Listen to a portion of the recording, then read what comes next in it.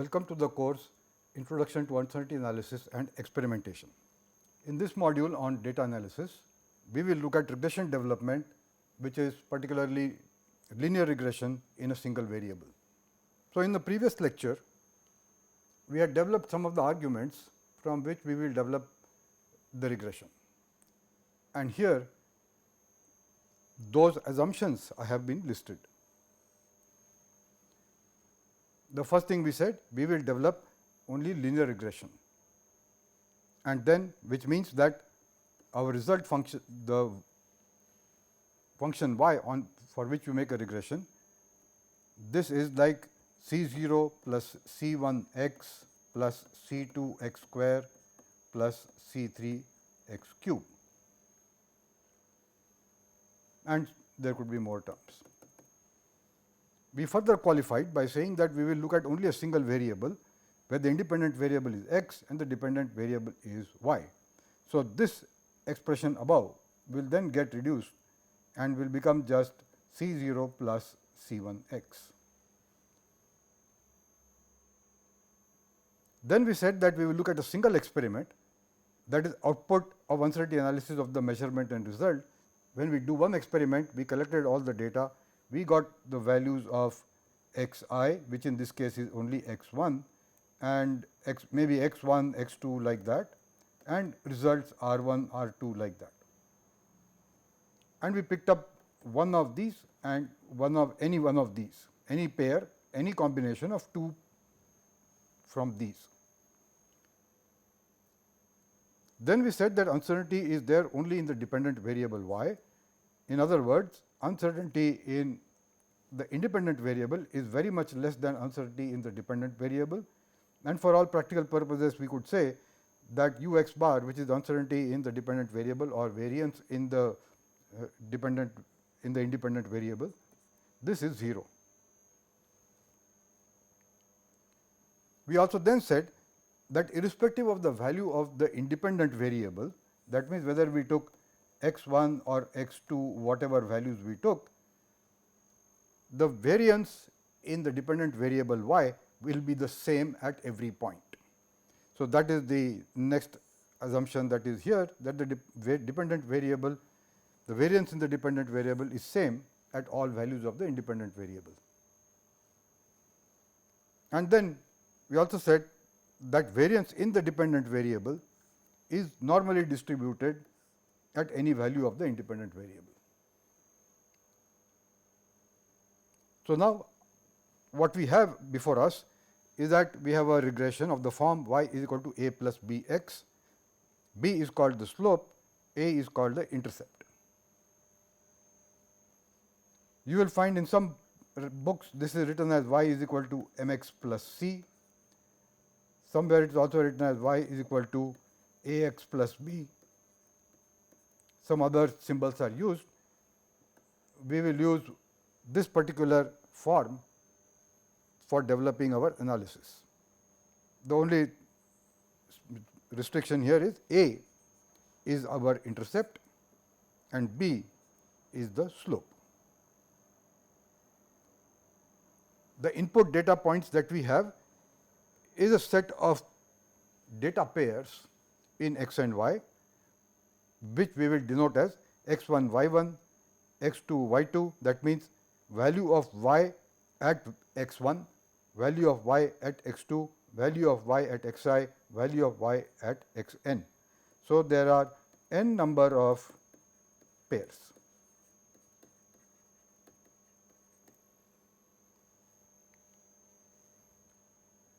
And when we map this x and y that we have got here now into what we got from our experiment, we said that either of these could be either of the x i's or either of the r j's. So, in an experiment we could have had 3 parameters, say x 1, x 2, x 3, and using that we generated 2 results r 1, r 2. And what we are saying is any of these could be our independent variable x, and any of these remaining could be our dependent variable y. This selection depends on the experimenter. You need knowledge of the experiment to decide which is the independent variable and which is the dependent variable. So, x could be x 1, y could be x 2. One possibility that you are looking at correlating a measurement with another measurement. One could be r 1 and other could be a measurement, say x 3. So, you are making a correlation of one result with a measurement, or it could be that you are making a correlation between two results. And in this case, we could also have the opposite, say x 2 and r 2. So, any of these combinations are possible. It is as the experimenter, you have to make this decision.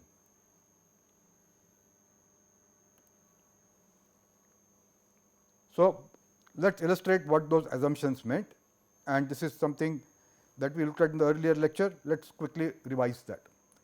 What we are saying is that we have a 3-dimensional plot. On this axis here we have x, on this axis here we are plotting y, and this is in the x y plane, and normal to that here we are plotting probability of y for a given x. The idea being that values of y for any given x, x I, values of y can vary from experiment to experiment. So, what we have here is a plot of that variation in y. So, at this x 1, this is y 1, this is y 1, this is x 1, and this is our data point. This is the mean value.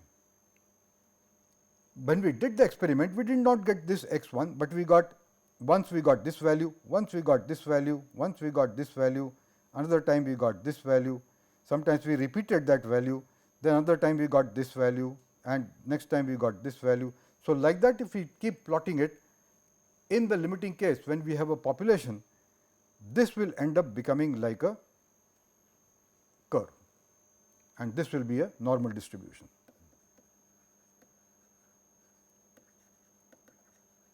This is the assumption we wrote few minutes back. So, all the yi's will follow this. So, each one of these points, this was all y 1, but something came from the first experiment, something came from the second experiment, something came from the third experiment, and so on. So, this is what these points are, but they are all at the same value of x, x 1. And we will have some variance in y. This is from our symbols that we have used so far. Standard uncertainty in this will be u y bar, or more strictly, we are saying it is same at any value of x. So, at x I it will be this curve. So, whether it is u I y 1 bar or u y 2 bar, they are all same, and we can denote this as u of y bar. And this is under the assumption that u of x bar is 0.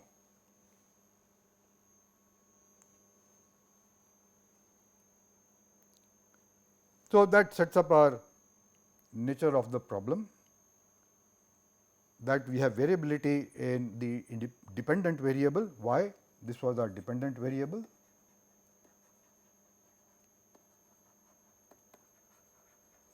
and there is little or no uncertainty in x, which is our independent variable.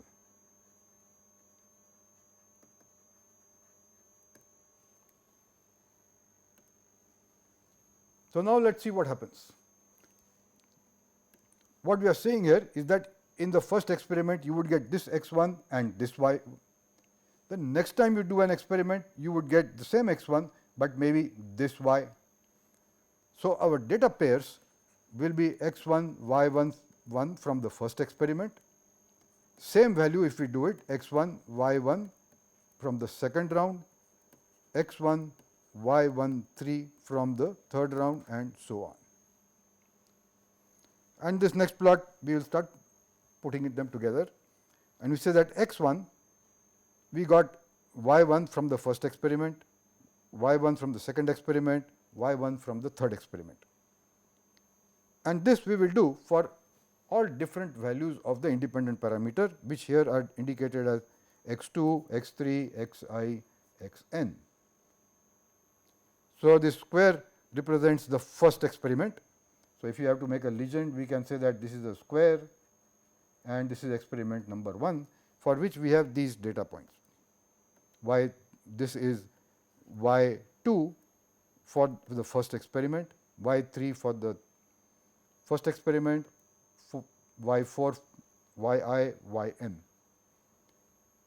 And with all these, this experimenter who got only this pair can make a regression and get this line here, which is regression line number 1.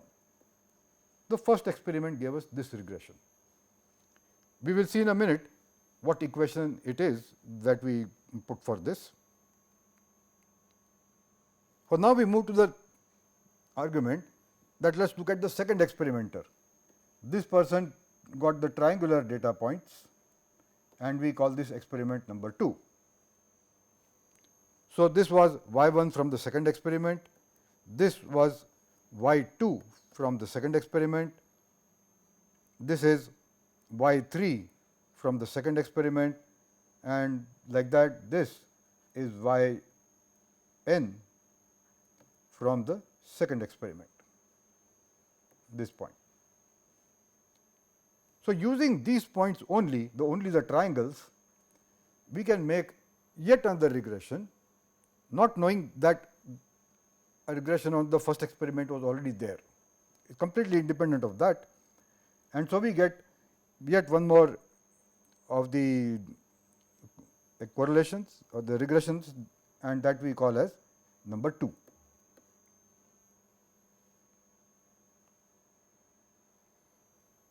And then we make say that there is a third experiment which has been done, and so at x1 the value is this circle here y13, here there is y23, this circle is y33, this circle is yi3, and this circle is yn3. And using all of these, the third person can also make a correlation regression and say this is our third regression. So, we would have 3 regressions from 3 different sets of data, and each one of these are called the sample regression or the fitted curve. When we say we do a curve fit, this is what we mean. This is somewhere referenced as fitted curve, its rigorous name is sample regression. And what we want is that if I can consider all these type of data together, then I would get yet another regression, which is this thick dotted black line, and this is our population regression.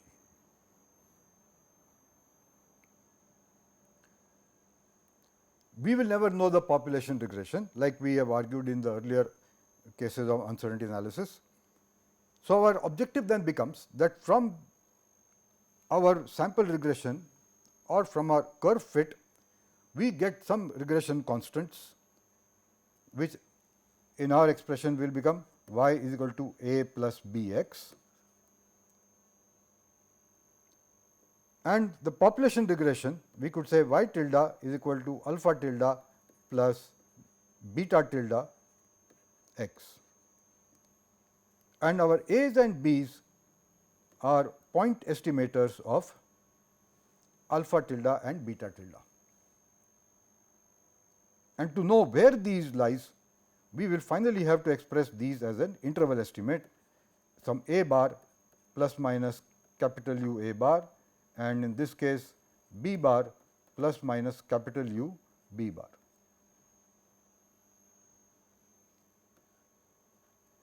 That is our objective now. What is A? How do you calculate A bar, B bar, and how do you calculate their expanded uncertainties? And those are estimators of this and this. To do that, we first make one important definition.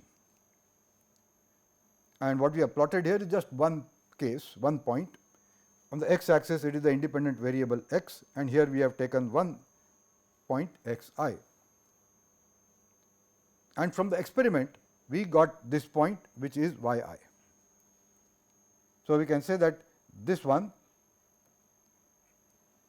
this is our point that came from the measured value, the experiment.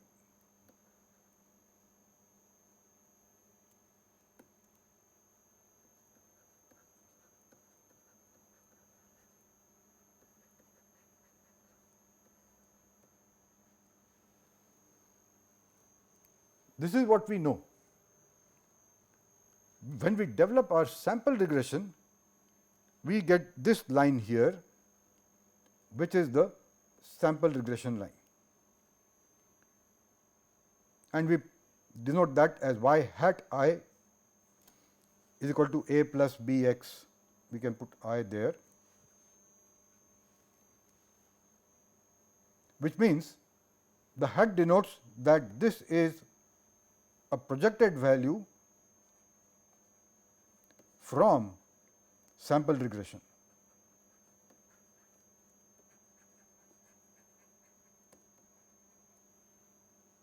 And y hat has been, I denote that this is the ith reading. For x I, the corresponding value from the correlation is y I, which is this point, and this is here as y I hat. That is the point we have got from a sample regression. And so, there is a difference between these two. This is what we call E I, we call it the error, but the correct technical name there is that this is our residual. And this plays a very important role in many things that we do, many things that we interpret.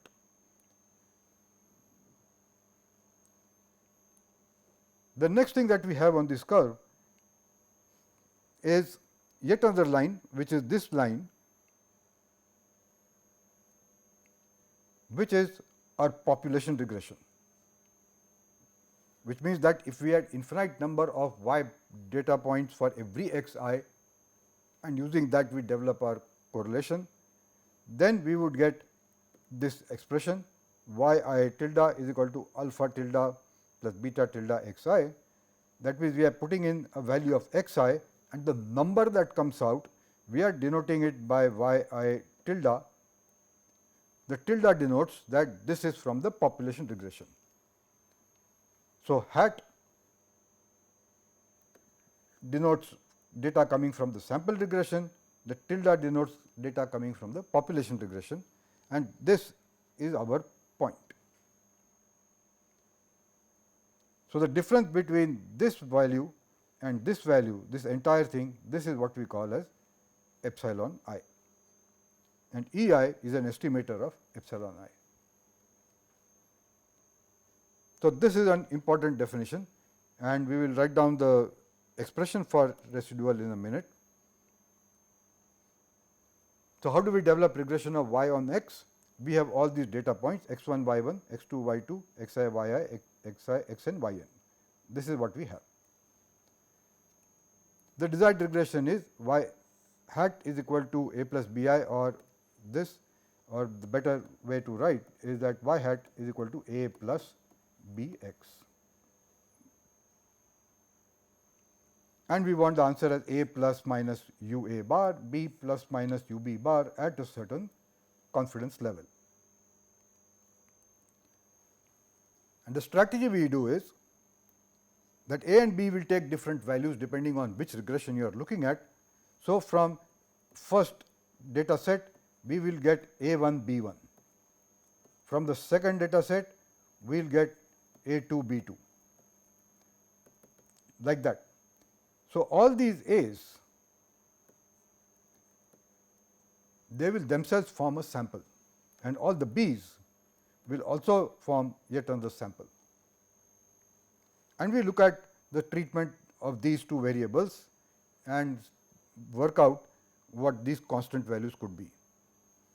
So, what we do is we work with the residual that we just saw, E I, which is defined as y I minus y I hat. The earlier graph showed that the value that we have measured minus the value we get from our sample regression. And this value from sample regression is nothing but a plus b x I. So, our residual is y I minus a plus b x I. And then our strategy is we minimize the sum square of errors, which is SSE.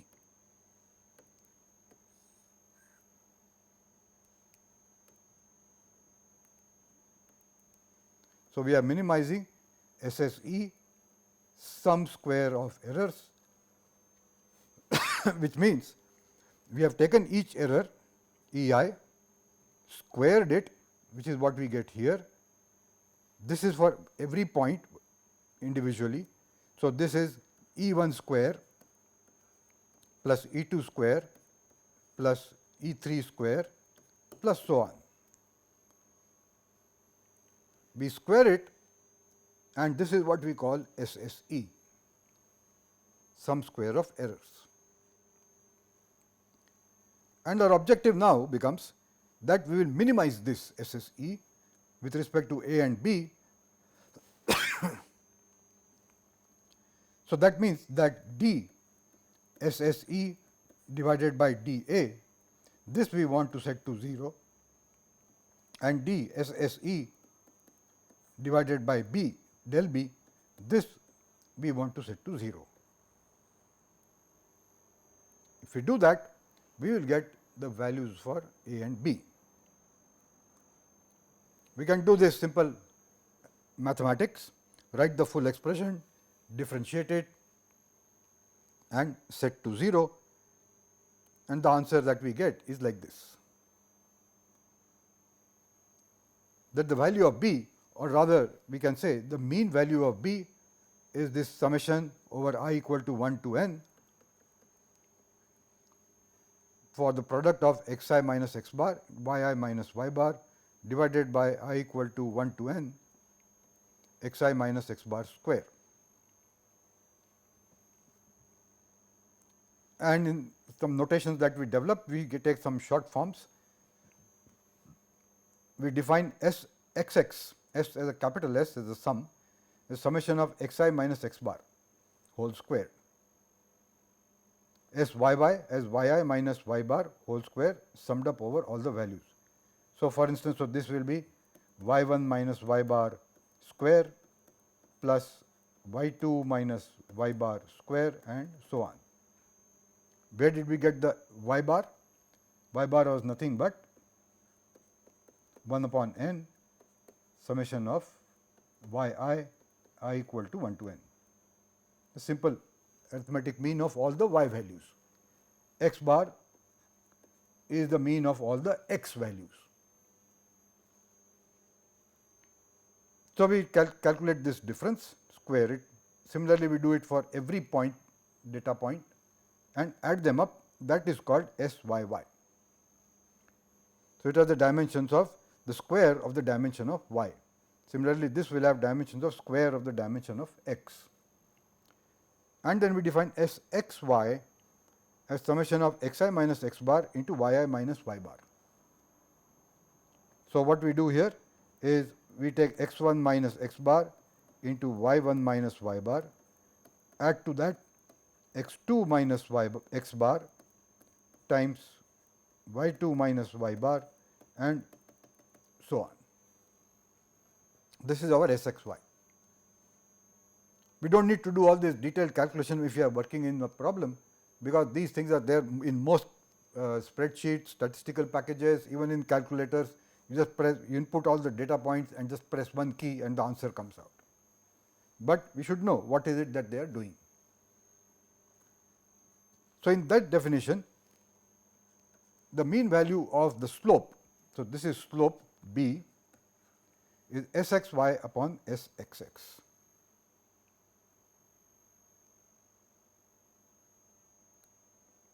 And you can see here that this will have the units of y divided by the units of x. So, when we put it there, this whole term will have units of y, which is consistent. We can further expand this a little bit, divided by n, define various means, and we get x y bar minus x bar y bar upon x square bar minus x bar square. So, like we defined here, x y bar, this is 1 upon n summation I equal to 1 to n product of x I y I. And x square bar is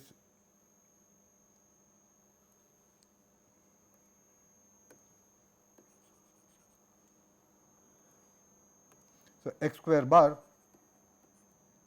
is 1 upon n summation I equal to 1 to n x I square. So, all these terms on the right side, this we can calculate from data.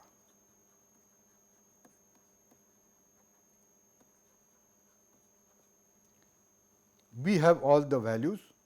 First, we get x I y I pairs. From that, we can calculate all these summations, or we can directly calculate these means, and then we plug into this formula and get the value of the mean value of the slope. Most textbooks and references, you will find this written as just b, but in the terminology, the symbols that we are using for uncertainty analysis, this is a parameter whose value we want to estimate. So, we are saying that it is a mean value plus minus some expanded uncertainty, and in that nomenclature it will be called b bar. So, it will also help avoid confusion what was b and what is b bar. Then we want to calculate the intercept A. For this we have two options. First, we calculate b bar, which is this one that we got here, and then we use this formula, which is a very simple straightforward one, y bar minus b x bar, which nothing came from y is equal to a plus b x.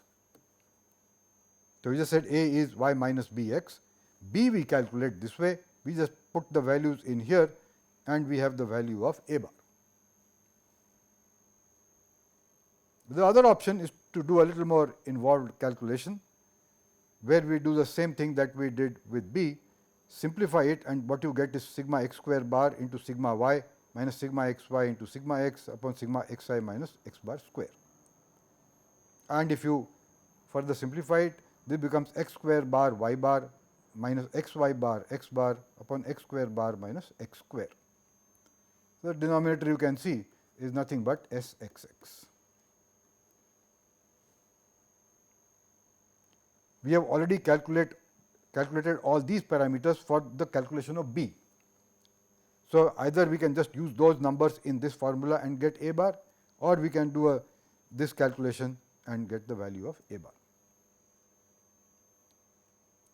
So, there we are, we have got the value of the slope here, and either of these methods we got the value of the intercept.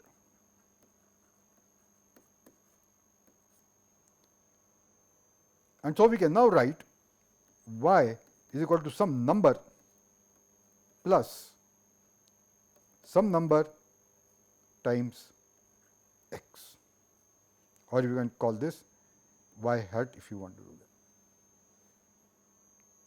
In the expression itself, the hat will not be there. When we calculate a parameter, then we should qualify that this is coming from a sample regression. This is what our objective in this exercise was, and we got it. So, this is half the story. What we saw is that because all these A1s came from different experiments, from the third experiment we had A3, B3 and so on, we got n values, n pairs, or you can say n values of A, which are A1, A3, AI, An, and n values of B.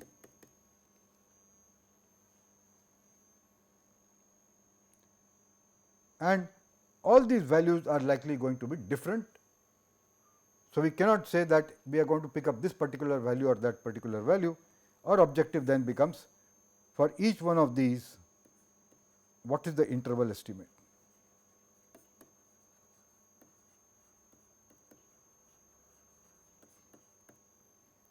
And that is our next job.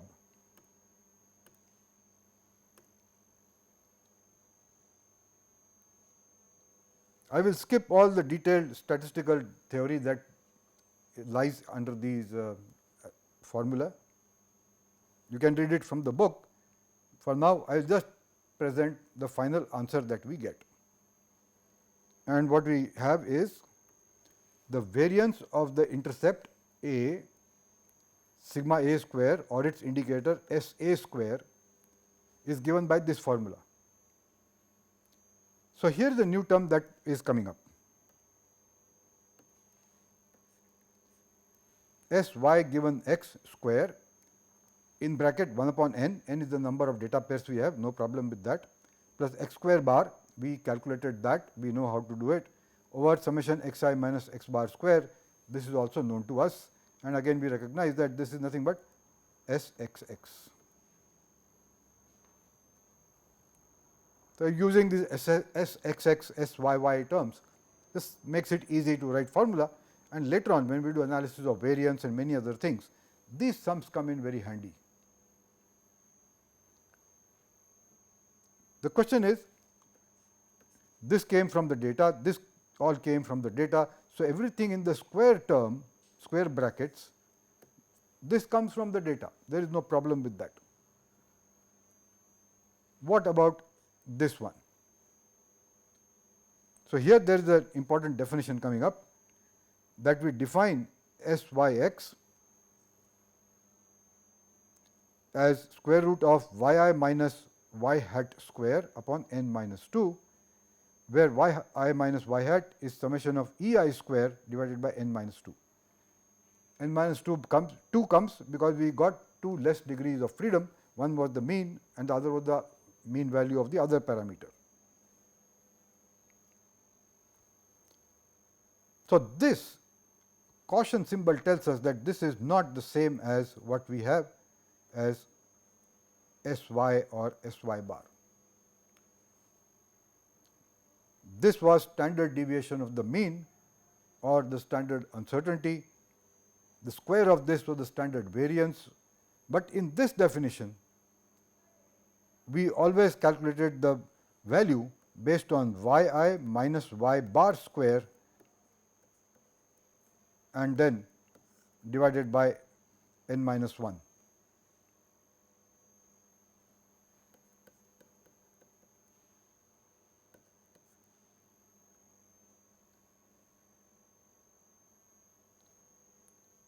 This was the mean of the y's.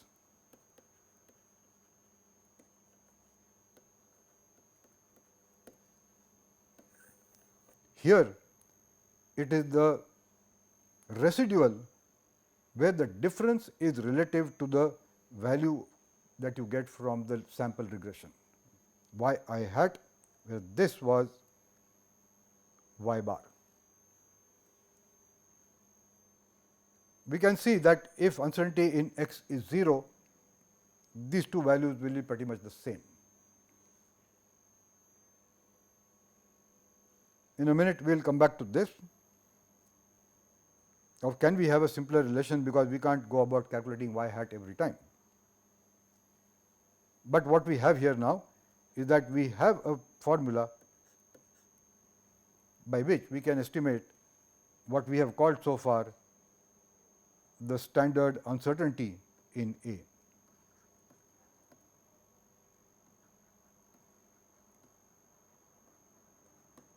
So, we will try to go back to our definitions that we used throughout our uncertainty analysis, and that is U A. Now, variance of the slope, and we want to calculate what is now as U B.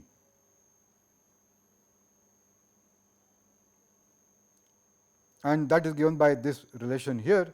This is syx square upon summation xi minus x bar square. Again you can see the denominator is nothing but sxx.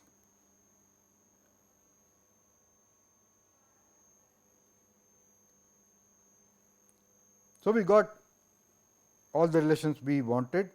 We just need to get a little more workable formula for this one. So, we will see that in a minute. But to put things together now, we got the mean value of the intercept from our first calculation earlier. Now, we got the variance, which is this much in A, and this we multiply it in our case by KCL, which is related to a percentage confidence level. In many books, you will find that KCL assumes that there is a normal distribution, and this is what we have followed in all our uncertainty analysis, saying that we will make life simpler for ourselves. We will assume it is a normal distribution. Instead of 1.96 for 95% confidence level, we will take it as 2. So, we are a little more conservative on that. Strictly speaking, this would have been like even in the other cases T alpha by 2 n minus 1, the value coming from the student's T distribution, but does not matter. We will just round it off, make it 2 and put our KCL over here, like we have done throughout uncertainty analysis. We have erred a bit, but on the conservative side. So, we are not under reporting the uncertainty, which is something we should always avoid. We are reporting it slightly larger than what it would be. And then we can write the interval estimate for the intercept, which is coming from this expression here, b bar plus minus KCL square root of everything that we had over there, syx upon summation xi minus x bar square, and this is at a certain confidence level CL. So, we got the expressions that we set out to get, and in some experiments it could be that we were interested in the slope itself. We were not interested in the whole regression line. For example, if you have a spring and we add weights over there and measure the deflection, then in this case the slope that is of interest to us is the spring constant.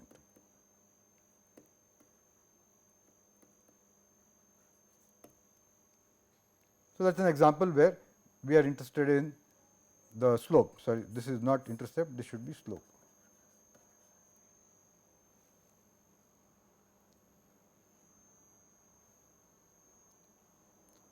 So, this is the interval estimate of the slope B, this is the interval estimate of the intercept A, and that is everything that we were looking for. Only thing remaining is this symbol here, caution, that we do not have a workable formula for this. Y hat has to be calculated separately. Can we simplify it? And that is what we do over here. We pick up that definition of syx, and from here we can simplify this, put ei as what we have defined earlier as yi hat minus a plus bxi.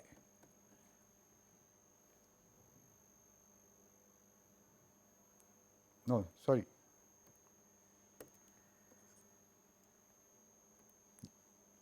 Yeah, yi minus y hat, which is what we had here.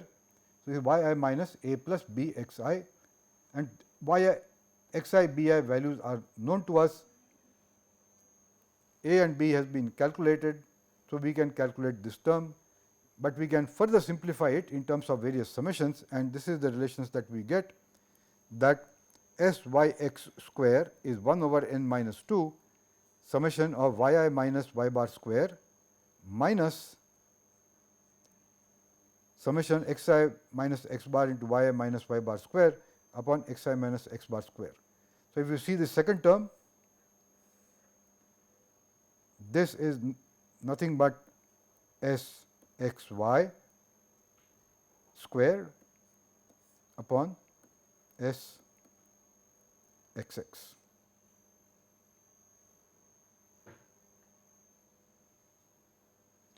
So, this expression is in terms of all the numbers that we have with us, all the x I values, all y I values, and also x bar and y bar, which also came, this came from here and this came from here. This we already calculated in our earlier calculation. So, we can just use it and calculate s square y x. So, that gives us the complete methodology for getting the regression constants and their interval estimate. Now, we will look at two things. One, we do in many practical cases, we take a regression and then we use it in the experiment itself by saying this is my independent variable value, what is the value of my dependent variable from the curve fit, and we use that in our experiment. So, this is what we call future observation of a dependent variable for given x.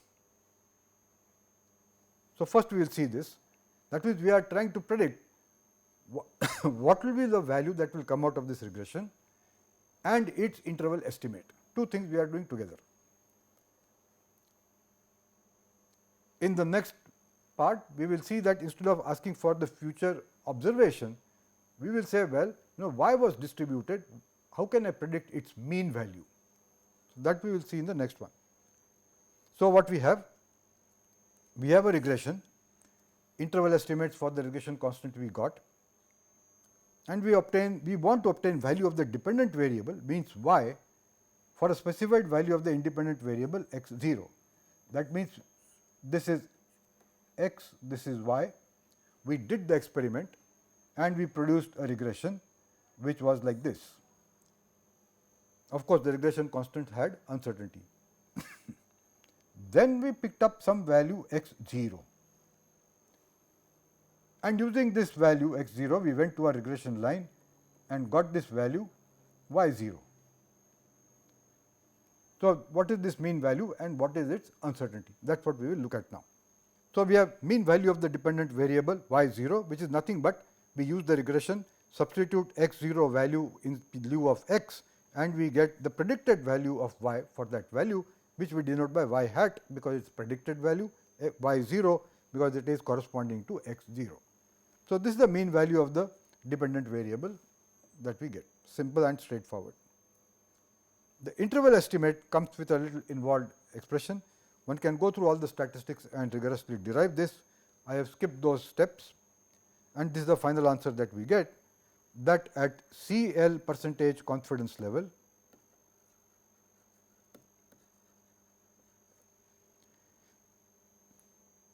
the u in y hat 0 is this. KCL is our multiplication factor coming from confidence level.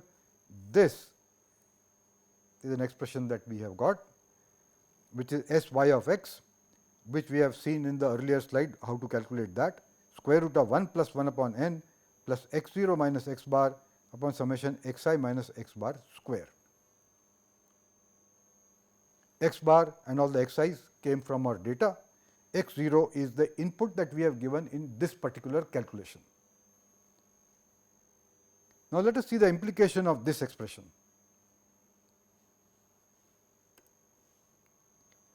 Here we have plotted x on this axis and y over here. And our regression sample regression, which is our curve fit, is this black line.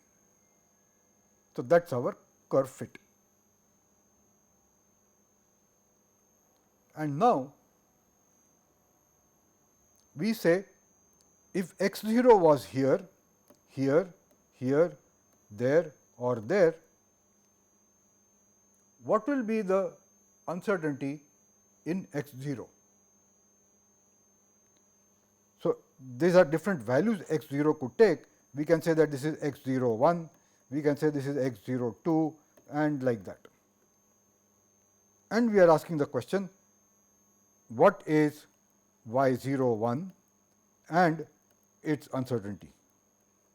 in the second case, what is y 0 from the second experiment, y hat, these are predicted values, and what is its uncertainty. Right. So, we will look back at this formula here, and we find that there is x 0 minus x bar coming here. So, what we will do is, we will say, well, I have all these x values from which I made this regression. The mean of those x values I will denote somewhere there. So, this is x bar, and that is what this line would look like. At x bar, the value of y, predicted value of y will be that much. So, if x 0 were same as the value of the mean that we had, the mean was say 15.2, and we got the correlation, and then somebody says, tell me the value at 15.2, well, we will go back to the regression, put that 15.2 over here and get the value of y hat 0. This will match exactly with what we had got, but this need not be, this may not be the same as the y bar value. It will be the same as y bar value, because this equation always passes through the mean point. But when you look at this expression, this is x 0 minus x bar. So, if x 0 was equal to x bar, this first term here on the numerator, this one, this becomes 0. And so, the uncertainty becomes square root of 1 plus 1 upon n. And if we say that I have a very large sample of data pairs, even this could be very small compared to 1, in which case this will also, all of this will become 1, and we are left with just this little part here. But this part has become 0, but the rest of it remains, and so that we say is the uncertainty band that we have here and we have over there. So, we can say that this was the plus minus expanded uncertainty in the value of the predicted value of y 0.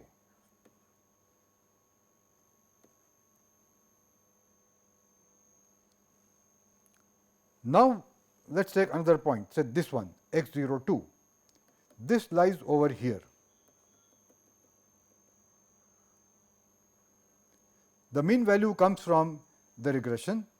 So, that is straightforward. We substitute this value in the a plus b x relation, and we get the value of the predicted y value, which is this value. Then we say, what is the uncertainty here? Now, we go back to this expression, and what we find that x 0 minus x bar is no longer 0, it is finite, and because it is squared, it becomes a positive number, which adds up to this first two terms. So, the uncertainty at this point is more than the uncertainty at the mean value. So, this is the larger uncertainty band over there compared to what we had over here. So, we would put up error limits like that. Then we take a third point and say, I will come to x 0 1 bar. So, at this value we put it, use the a plus b x relation, and from there we get our corresponding y value, which is over here. And now we say, well, what is the uncertainty in this? We will go back to this expression. Now, we put x 0 value that we have, and we note that x 0 value in the first case now is greater than x 0 value in the second case, all of which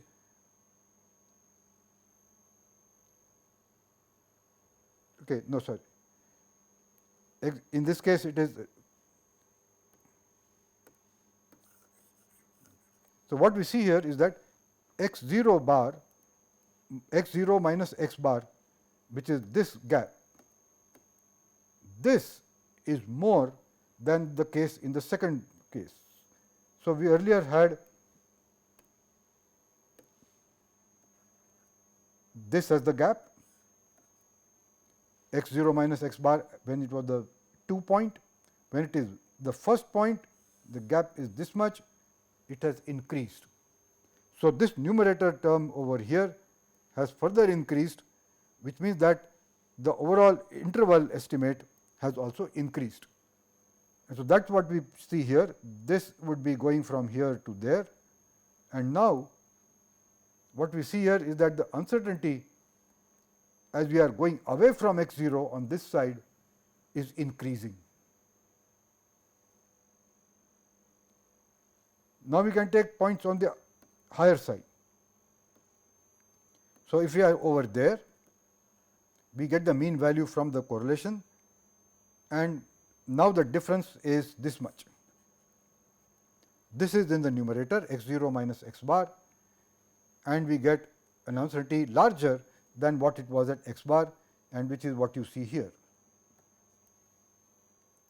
And if you go further away, say over there, and we go up and see what happens over there, this is now our term x 0 minus x bar. It has become bigger. So, the uncertainty band has become bigger, and so we get the range something like that. These will all be symmetric. So, here is what it tells us, that when you use a linear regression for future value prediction, your uncertainty at the value that you pick up is not the same everywhere. Closer to the midpoint of the regression. So, what it tells us, x bar tells us that this is approximately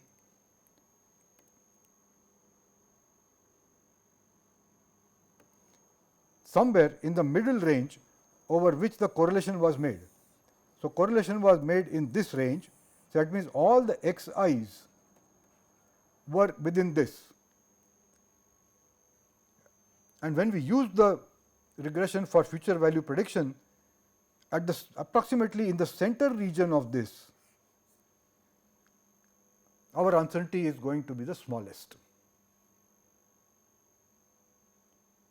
And as we go away from this, either on the lower side, so we take values over here or we take values over there, our uncertainty increases. So, this is telling us something very important about how to use a regression to predict future values. And one thing that will absolutely we should not do is that if the regression was made in these limits, we should be extremely cautious and maybe not do at all that use regression values for x values less than this or x values greater than this. So, what it means is that if you calibrated something between these two values, then use that regression for independent values between those values only, not at higher values. For example, if you did calibration of a thermocouple from 0 degrees centigrade to 100 degrees centigrade, you should not use that regression to get the value at say 500 degrees centigrade. That will be completely wrong. Uncertainties of course will be high, maybe it would be completely wrong, maybe the linear assumption may not hold at all those things could come in. So, this is one big caution in using the regression or the curve fit. Never use it beyond the range over which it was generated in the first place. This is what we are saying. All this also give you an idea that if I want to minimize the variability in A and B, what should I do? And that you can look at these relations and say, if I want to minimize the uncertainty in my slope, what should I do? And what one does is that I will minimize this whole thing as much as possible. How can I minimize xi minus x bar square?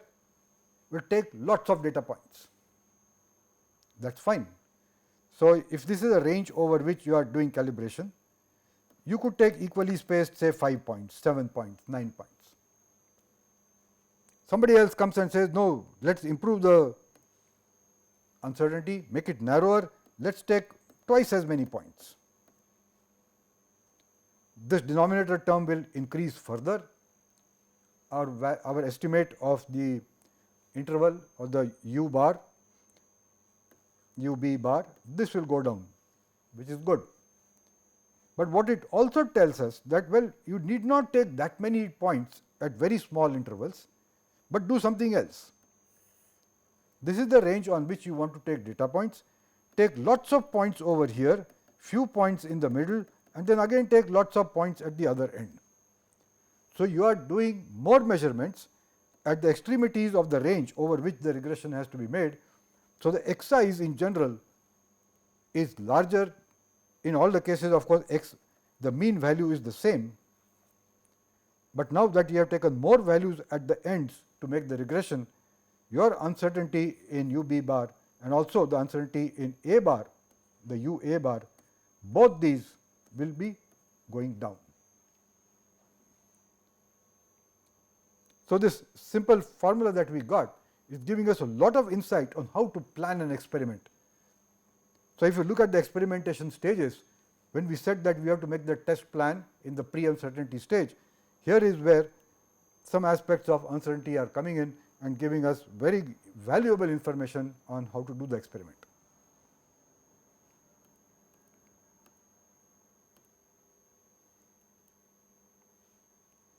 So, that was the point I was making, that the goodness of using a relation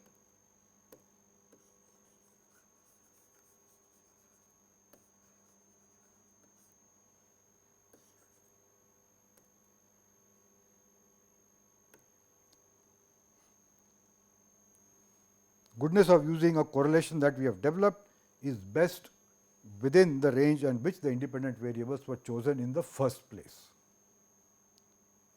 Okay. So, this is what we were discussing this for. And now we come to the other aspect, and which is like this, that what we predicted earlier, and if you see that curve that we had made earlier, say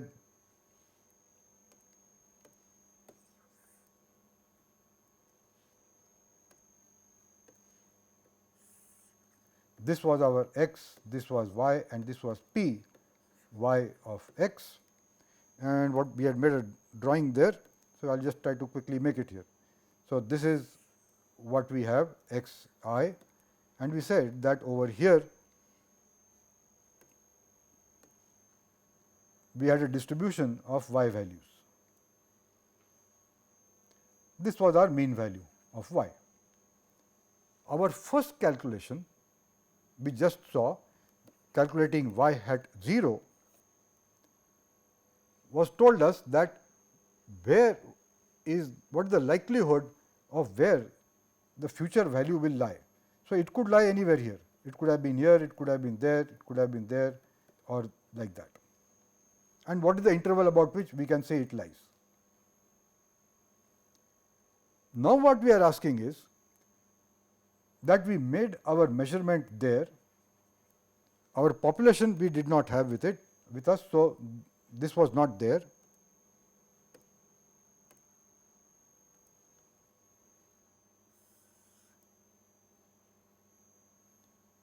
We had this point from which we made this came out to be our xi that was used in making the regression, and now we are asking where does this mean value of y lie. So, this is what we call y star. So, we take any value of x and say we will call that, for this calculation it could just have been xi, but we will call it xi star. And when we will just use the regression curve that we had earlier. So, this becomes y I hat star. So, this is a predicted value of the mean value of the variable. So, this is telling us average value of the dependent variable for a specified value of independent variable. So, we are specifying x I star and said using this correlation I am predicting y I hat star. That is what this formula tells us. Now, the question is, well, we did not put this I there. Yeah.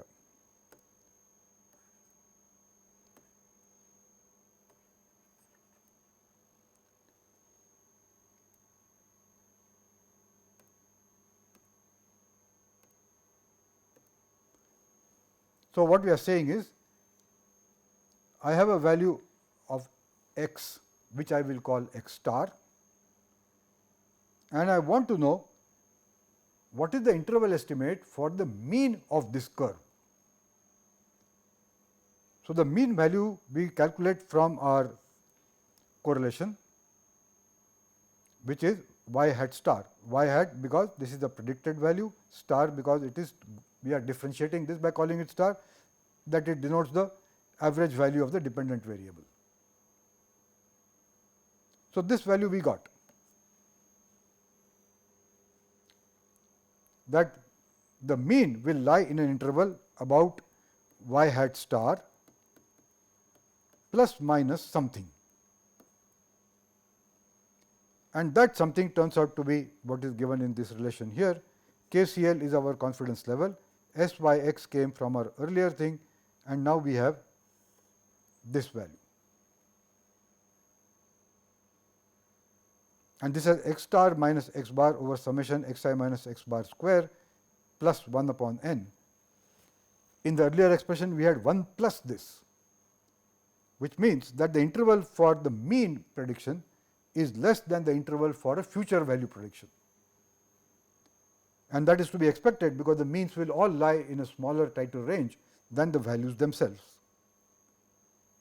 So, this is the, we know x I x bar, we have been given the value at which we want to calculate the interval estimate, that is x bar, we put it in here, these are already known to us, we can calculate the u of y star.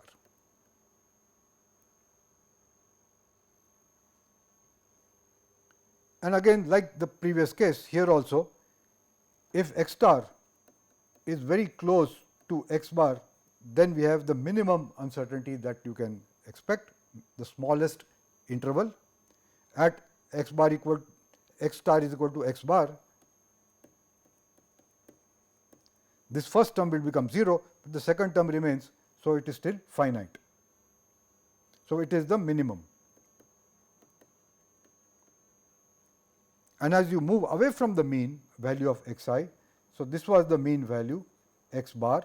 As we take values on this side or we take values on this side, as the number keeps increasing, the interval estimate keeps increasing. So, as x star minus x bar increases, so does u y star delta, this also increases. So, x minus x star, we can even say absolute value of this, because it is the square coming here, the negative value does not matter. So, this is just like what we saw in the future value prediction in the earlier case. So, this is another thing we would like to know from this.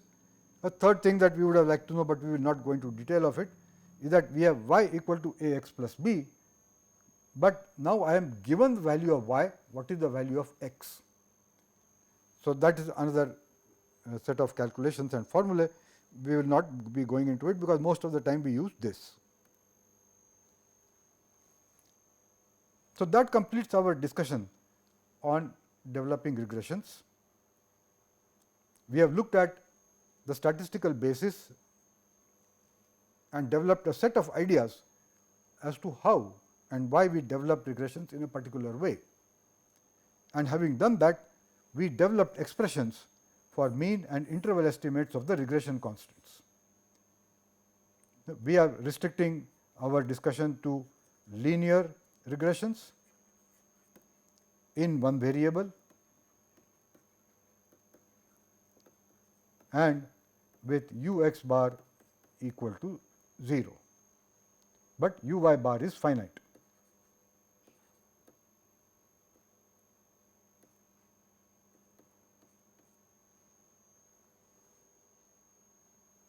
So, we got all the relations for that.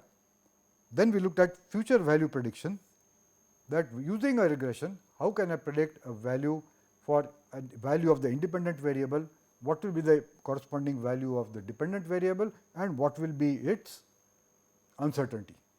And we saw that using that regression in its central portion of x values gives us the minimum uncertainty. Using it at the far ends, it gives larger uncertainty. Then we looked at an expression for calculating the average value of y or the independent variable for a given x.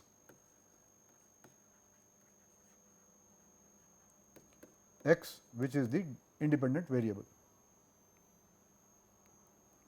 And we also looked at the formula and saw its implication on designing how the experiment should be done, where the data should be taken, or particularly how do we select independent variables at the design stage and at the stage where we are developing the test plan and the test matrix. So, in the experimentation part, in that thing we can make use of this knowledge and say, first, where should the data points be taken and how many data points should be taken. What we have seen here gives us a good idea of how to make a decision on that. With that, we come to the end of this lecture, which was on developing the complete treatment and developing of relations for linear single variable regression analysis. Thank you.